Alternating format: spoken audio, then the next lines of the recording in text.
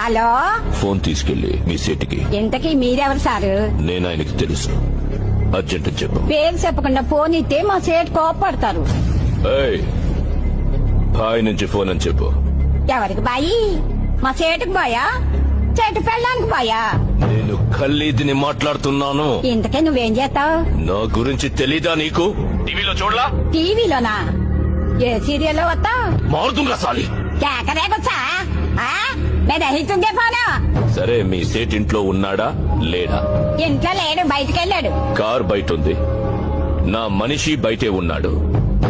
నోరు మూసుకొని సేటికి ఫోన్ ఇవ్వు. మా సేటికి 10 కార్లున్నాయి.